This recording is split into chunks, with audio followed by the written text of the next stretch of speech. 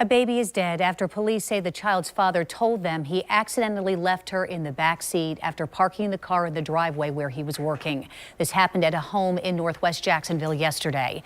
The infant is one of two children who died yesterday in a hot car. The other was a 3-year-old in Alabama. Both deaths now mark the 27th and 28th child to die in a hot car since the beginning of just this year.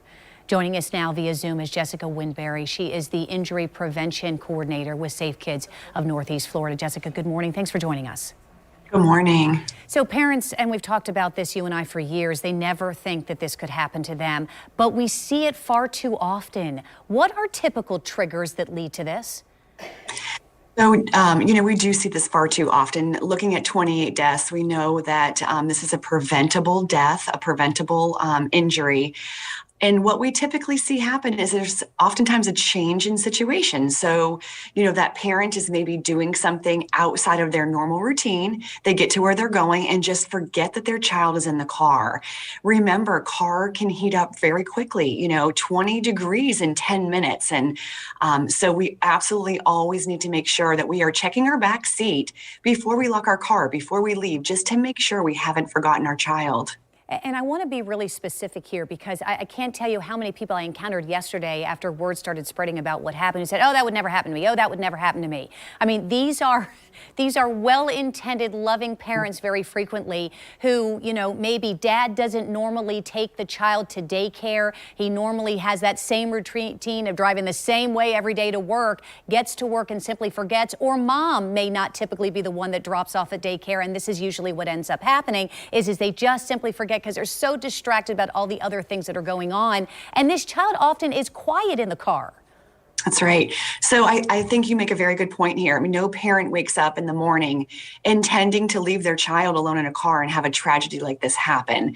But we do continue to see it happen. So, it's a really good idea to set reminders, even if that means you're setting a reminder on your phone. If you're supposed to get to work at 8 o'clock, set that reminder for 8:01, 8:02, reminding you that you have the child in the car.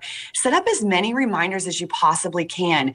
If this is a change in routine, have a phone call set up. So if mom normally brings the baby somewhere and dad's doing it this time, there's a phone call that happens at 8 o'clock. As many things as you can do to remind yourself, because unfortunately, many of us are multitasking. Oftentimes we're getting a work call while we're driving to work. And so you could immediately be distracted before you even get to work. Some of us are, kind of working a hybrid where our routine is already naturally different. So where you might have gone to your office 5 days a week now, maybe there's times where you're working remotely sometimes. So we typically see this when there's a change in routine or for that drop off at daycare. So anytime there's that change in routine, I can't emphasize enough to just, set up reminders. If it's someone else that has your child, don't be afraid to call and make sure that they remembered your child. It's so that we don't see tragedies like this happen. Now, in this case, police say that the father told them he forgot his daughter was in the car. But for parents who think it might be okay to leave a sleeping baby in the car for just a few minutes, would you explain that, how babies are more susceptible to hot cars? I mean, we were estimating yesterday that the temperature in just an hour inside a car without AC was about 128 degrees. Yeah, absolutely. And I think this is something, as I've educated for many years, I have heard a lot of parents that just think that they could quickly run in and grab something from the house, or baby's sleeping so they can run in and pay for gas or go grab something. What you intend to maybe be a minute or 2 minutes may end up turning into a longer period of time than that. We never really know what could happen. And a car heats up very quickly. And it's a reminder as well, many of these deaths that we've experienced or that we've seen happen are not on 90 and 100-degree days. So if we have got our car, even if it's parked in the shade, it's going to heat up very quickly. Small and young children, so babies and small children, they heat up more quickly than we do, just because their bodies are so much smaller. So the risk of them overheating more quickly than an adult does is great. So just remember, and even a lot of times parents think that they crack the window. There is no evidence that even cracking a window dramatically changes that temperature in the car. So We never want to knowingly leave our child in the car, even if we only think it's for a minute. Make sure you get that child out. Take that extra minute, even if you're just running back into your house because you forgot your phone, you forgot your water.